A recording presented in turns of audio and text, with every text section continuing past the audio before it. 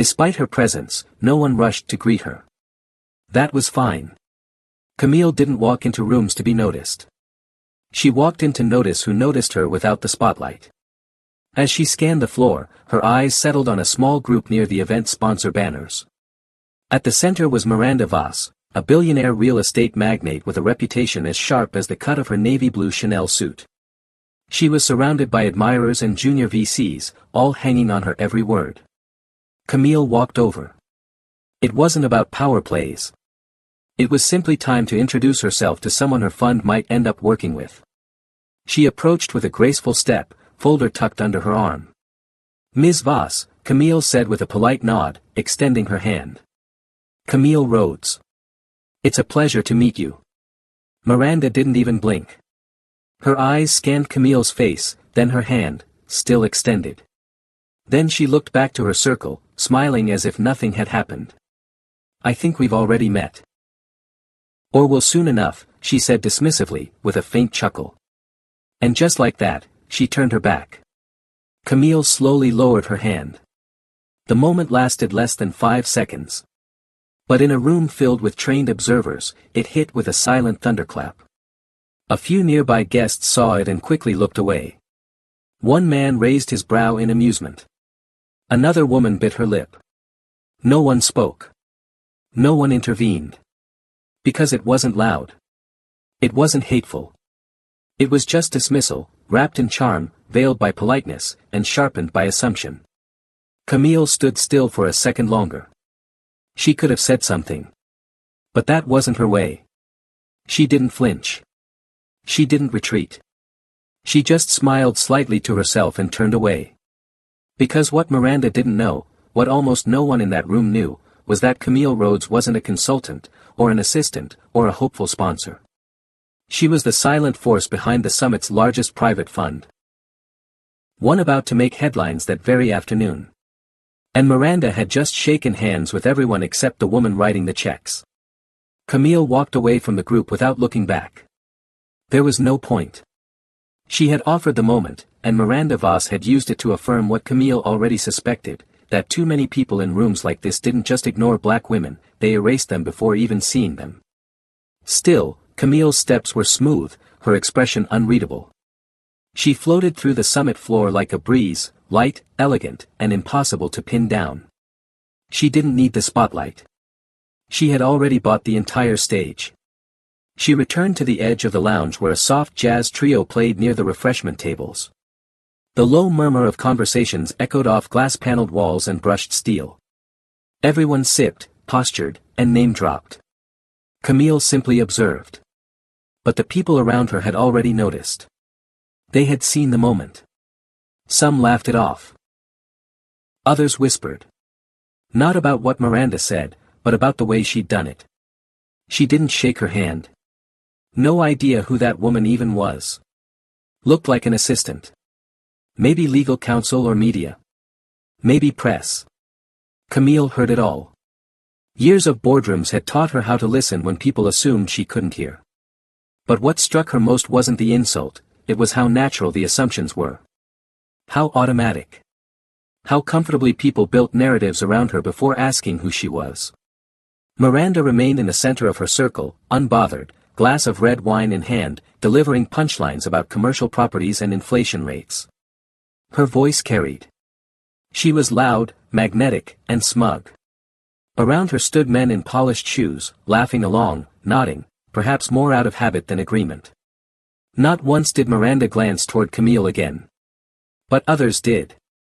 A few guests had already started to look up Camille's name. One junior executive from a fintech firm squinted as she stared at Camille's name badge.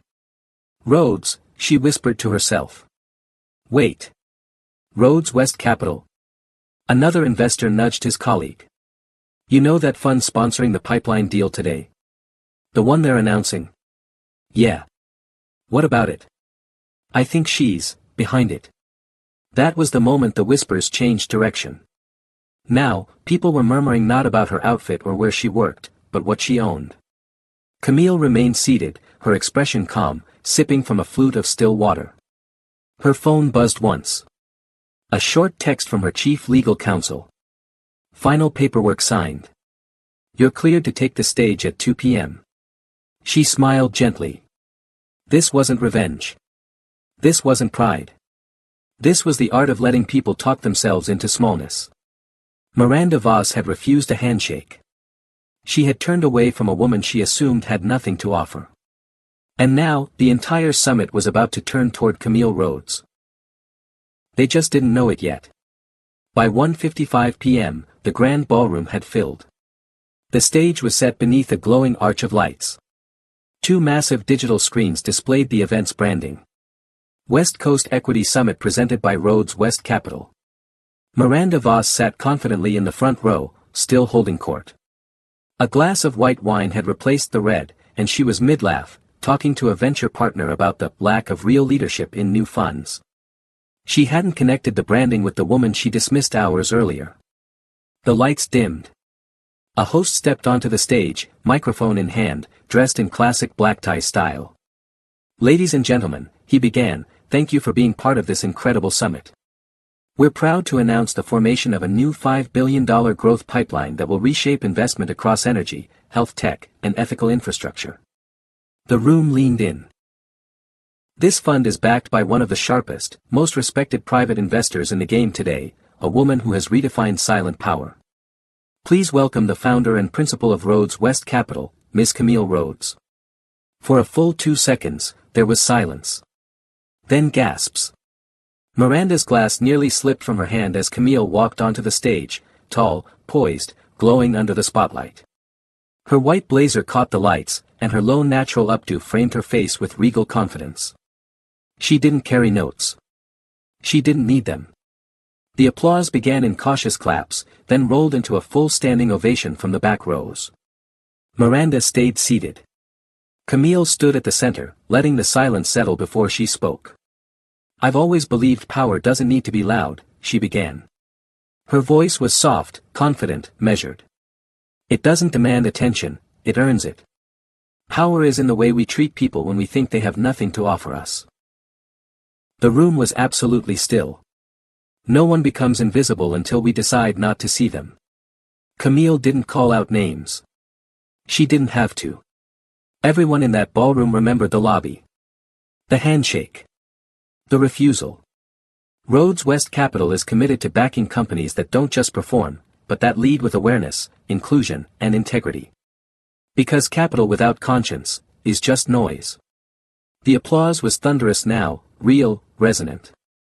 Miranda shifted in her seat, her face tight.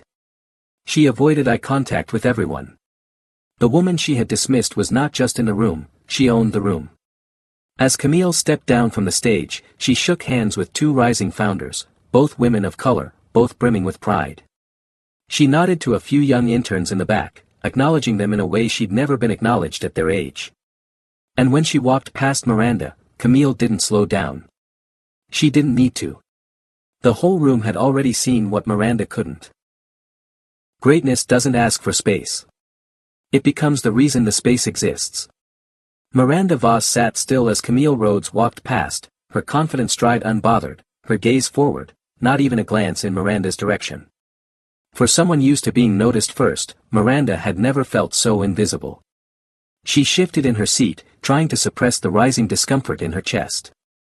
The room was still buzzing with applause, nods, and quiet conversations. Some were already talking about Camille's speech. Others were Googling Rhodes West Capital for the first time and discovering just how deep Camille's influence went. A junior associate sitting next to Miranda leaned over and whispered, "You knew her, right?" Miranda managed a stiff smile. Briefly. But her mind wasn't quiet. She thought back to the lobby, to that brief moment, the hand Camille had extended, and the one Miranda had so effortlessly ignored. What if I had just acknowledged her? What if I'd asked her name instead of assuming her place? Now that mistake was on display in front of CEOs, investors, media outlets, and venture capital firms across the country. And Camille? She didn't have to gloat.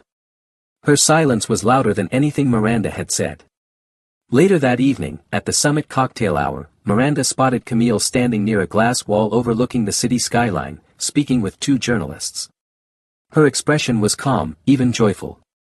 She looked like she belonged at the top, because she did. Miranda gathered herself and approached, fixing a smile onto her face. Her heart beat faster than usual.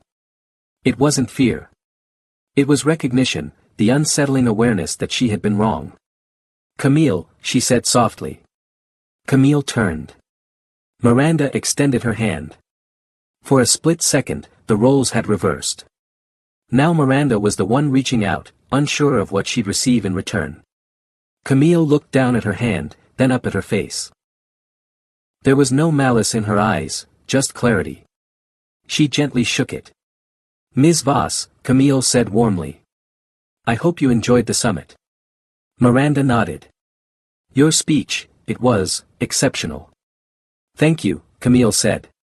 "It came from experience."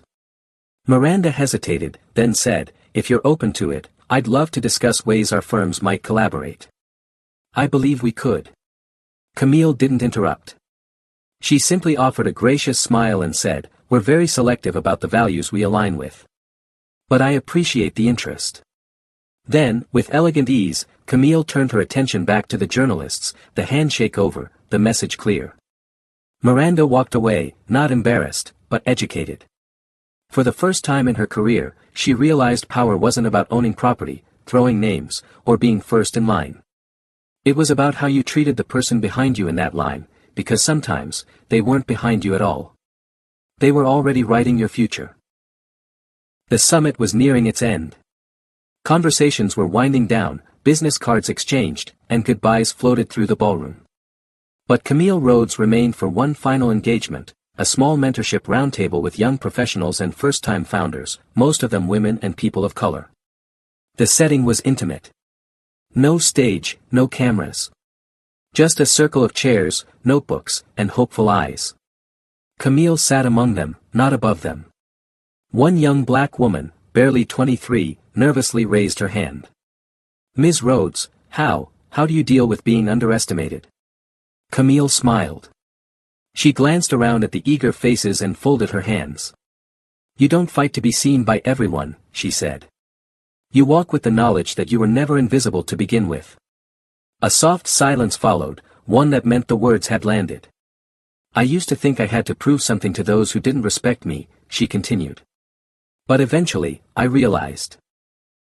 The real power lies in knowing who you are when the world refuses to recognize it."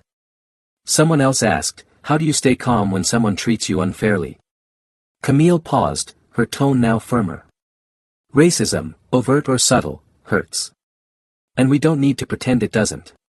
But here's what I learned, if I respond with rage, they win twice.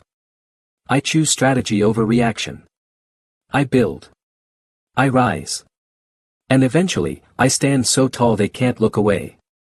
One attendee, a Latino entrepreneur, leaned in. "Do you ever call them out?" Camille's smile curved just slightly. "I let the outcome do that for me." The group chuckled quietly. Not mockery, respect. Behind them, across the ballroom, Miranda Voss stood near the exit. She lingered for a moment, watching the exchange, knowing she wasn't invited. She left quietly, her expression unreadable. As the round table wrapped, Camille stood and handed out small cards to the group. On one side was her fund's contact info. On the other, a quote. "Dignity doesn't demand attention. It commands it." A few of them teared up. Camille walked to the exit, passing the same lobby where the snub had taken place hours earlier. The marble floor, once echoing with assumptions, now reflected a woman who owned her space, not because she claimed it, but because she built it. Before leaving, Camille stopped to thank the janitor who was quietly cleaning near the doors. "You're doing a great job," she said kindly. He looked up,